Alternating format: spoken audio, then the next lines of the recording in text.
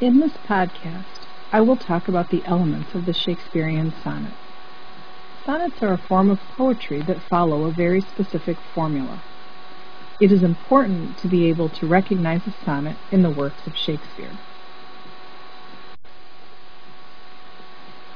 In order for a poem to be a sonnet, it must consist of 14 lines. These lines are grouped into quatrains and couplets. A quatrain is made up of 4 lines. Each Shakespearean sonnet has 3 quatrains. Each quatrain is typically used to develop a sequence of ideas or metaphors, 1 idea per quatrain.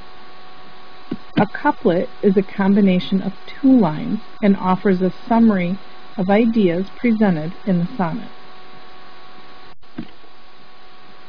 A Shakespearean sonnet follows a particular rhyming pattern, formally referred to as rhyme scheme. You are already familiar with rhyme scheme in poetry and song lyrics.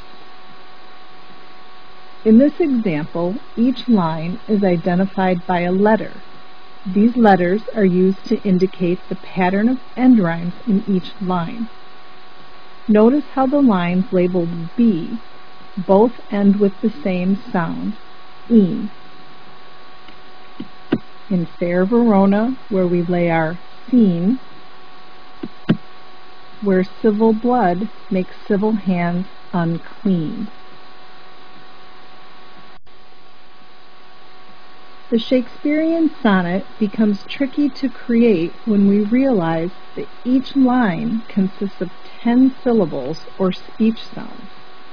Remember clapping out the number of syllables in words back in elementary school? Little did you know then that that skill would be useful in your study of Shakespeare. Let's look at line 9 and clap out the 10 syllables. The fearful passage of their death-marked love. Shakespeare not only limited each line to 10 syllables, he constructed each line using iambic pentameter. Iambic pentameter indicates that every other syllable is stressed. The stress is subtle, but influences the rhythm of the language in a sonnet. The fearful passage of their death-marked love. The fearful passage of their death-marked love.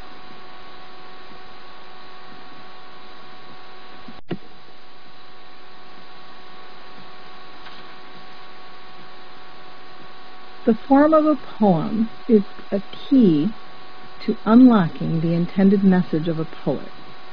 The poet's chosen form is as important as the words and metaphors used.